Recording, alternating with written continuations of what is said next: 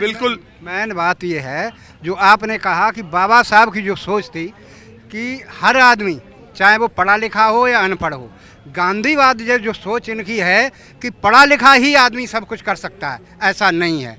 अगर आदमी की सोच जन कल्याण की है, जनहित की है, तो वो पढ़ा है या न पढ़ा, अनपढ़ हमने देखे हुए कर्मा को आगे ले जाते हुए, पढ़ा लिखा जो है और वो उसको डाउन कर रहा है, दलदल में फंसा हुआ है। मैं नाम नहीं लेना चाहता, कितने मतलब ऐसे भी आईएएस के टॉपर है, ऑल इंडिया फर्स्ट रैंक, जो पिछले 15-16 सालों से या 10-12 साल से भ्रष्टाचार के आरोपों में जेल की शिक्षों के पीछे है। फिर वही तो तर्क है ना कि पढ़ा लिखा जरूरी नहीं, उसकी नीयत जरूरी है कि ये आदमी कैसा है। उस आदमी को एमएलए और एमपी बनाना जाना चाहिए। अच्छा एक बात समझिए, मैं थोड़ा सा कई बार चर्चा करता हूँ, तो जब अब बहुजन समाज की कोई पार्टी मतलब दलित विचारधारा या दलितों की ही बात करने वाली पार्टी जब अब उत्तर भारत में उतनी मजबूत कोई दिखाई नहीं दे रही है, तो दलितों के पास विकल्प के तौर पर कौन सी पार्टियां प्राथमिकता के लेवल पे है?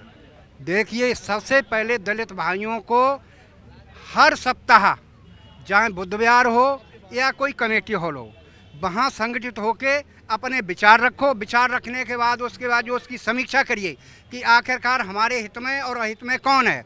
उदाहरण के तौर पर जैसे बीएसपी आई, उभर के आई और कल्याणकारक हमको सिद्ध हुई।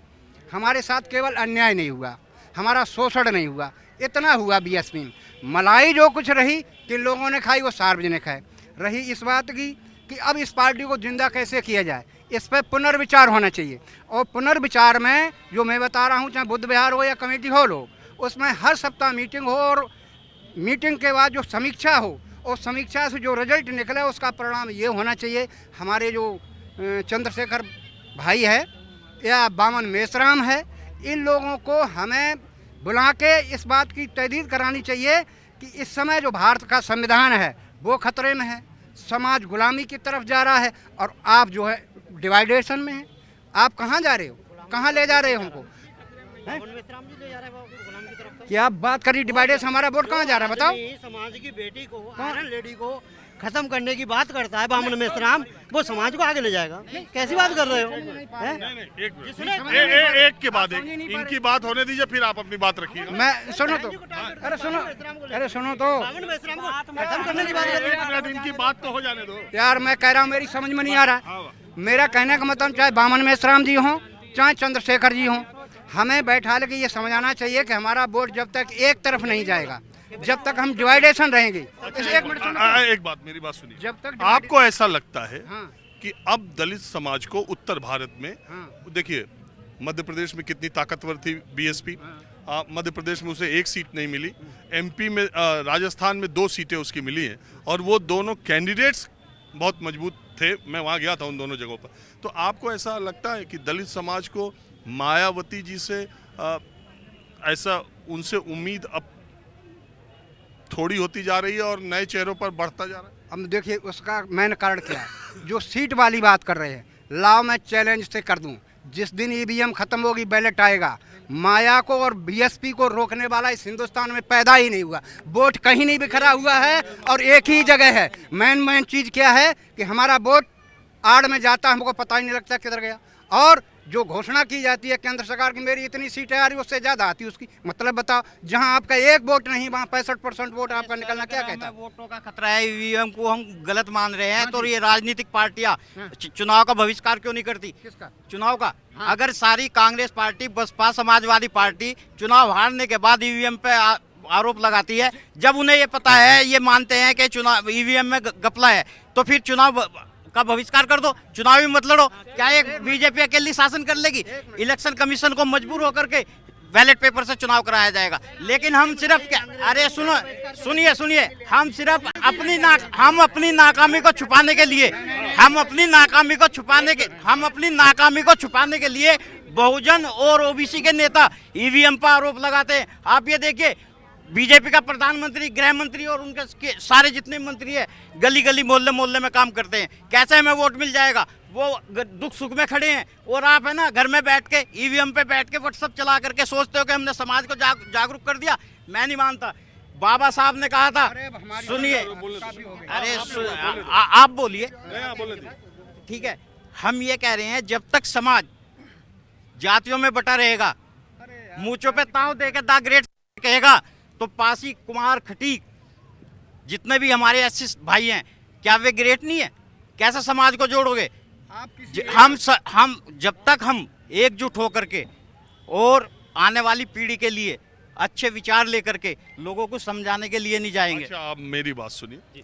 आज हम जिस मोड़ पर खड़े होकर 6 दिसंबर को आप लोगों से बात करने आए हैं, वो 3 दिसंबर को उत्तर भारत के जो नतीजे आए वो बीजेपी की तरफ गए। अगर आप सीटों के आकलन के बाद में जाएंगे, छत्तीसगढ़ की ज़्यादातर आदिवासी सीटें, मध्य प्रदेश की ज़्यादातर दलित सीटें, आदिवासी सीटें, राजस्थान की दलित सीटें, वो भारतीय जनता पार्टी की तरफ ज़्यादा गई है अनुपात में। आज जब मैं सोचता हूँ एक मिनट ये जो है, आप आइए, बोलना जो बोलिए, आइए। तो आज जो हम देखते हैं कि अब देश धीरे धीरे 2 ध्रुवी राजनीति की तरफ आगे बढ़ रहा है। ऐसे में ये 20%, 22% दलित मतदाताओं के सामने विकल्प क्या है? उनकी अपनी पार्टी जो थी या जो चेहरा था उत्तर भारत में, वो धीरे धीरे उस पर तमाम तरह की बातें हो रही हैं। तो अब जो राजनीति 2 ध्रुवी हो रही है, उसमें देश का दलित क्या सोचता है? देश का दलित आगे एक मसीहा सोचता है कि बाबा साहब जैसा या काशीराम जैसा, क्योंकि ये दलित समाज बहुत भोला समाज है कि कोई मसीहा है और हमारी लड़ाई को आगे लड़के और हमें इंसाफ दिला दे। लेकिन अब कोई बाबा साहब या मान्यवर काशीराम साहब दूसरा पैदा नहीं होगा। हमारे बीच का ही कोई आदमी काशीराम जी बनेगा। और मायावती जी से उम्मीदें हैं या अब वो टूटती जा रही है? मायावती जी से, मैं एक दलित समाज का ही सिपाही हूँ, लेकिन मैं मायावती जी से कोई उम्मीद नहीं रखता।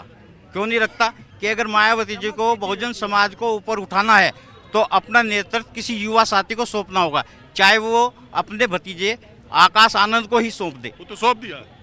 पूरी तरह से नहीं सौंपा, पूरी तरह से। आपको लगता है कि जमीनी स्तर पर उनकी क्रियाशीलता, खैर अब उनकी बढ़ती उम्र भी है, और दूसरी बात है ये ट्विटर और सोशल मीडिया तक अपनी जिम्मेदारियों का हाँ, ट्विटर और सोशल मीडिया पे बैठ के हम राजनीति मजबूत नहीं कर सकते, हमें रोड पे उतरना पड़ेगा। एक टाइम था जब मायावती जी के लिए, और आज भी मायावती जी को सुनने के लिए समाज अपने पैसे से पहुंचता है, लेकिन क्या बहन जी को समाज का दर्द नजर नहीं आता? 35 साल बाद, 30 साल बाद बहन जी ऑन रोड सब्बीरपुर कांड में निकली। और कब निकली? जब 5 लाख लोग बहुजन समाज के, जिनके अंदर दर्द था सब्बीरपुर गांव के अंदर आग लगने के, जब वे 5 लाख लोग जंतर मंतर पे इकट्ठा हो गए, तो उनको गुमराह करने के लिए बहन जी खुद ऑन रोड निकली। 30 साल से क्यों नहीं निकली बताइए? तो बहन जी कैसे शासन कर लेगी? फिर बसपा के कार्यकर्ताओं से मैं कहना चाहूँगा, जितने भी है, हम भी रहे हैं, हमारे पिताजी आज भी बसपा में हैं, लेकिन मेरी अपने पापा से नहीं बनती समय के साथ। ठीक है, क्यों नहीं बनती? कि बसपा के लोग बहन जी को, यूपी का चुनाव आता है तो मुख्यमंत्री बनाते हैं, और जब लोकसभा का चुनाव आता है तो प्रधानमंत्री बनाने की वक्तव्य उस पर छोड़ देते हैं। अभी हम ये डिसाइड ही नहीं कर पा रहे कि बहन जी को मुख्यमंत्री बनाना है या प्रधानमंत्री बनाना है। अच्छा, बीजेपी को क्या लेकर सोच है मोटे तौर पर? किसको? बीजेपी कहती है सबका साथ सबका विकास, लेकिन बीजेपी हिंदू मुसलमान की राजनीति करती है। उनकी काट हमारे पास क्या है? हमारा आपसी भाईचारा। लेकिन हम भी उन्हीं की तर्ज पे चल रहे हैं। मैं जाटव, तू कोली, तू पासी, तू सोनकर। जब तक हम जातियों के संगठन लेकर चलते रहेंगे, दलित समाज का कोई भी नेता या कोई पार्टी तरक्की नहीं करेगी।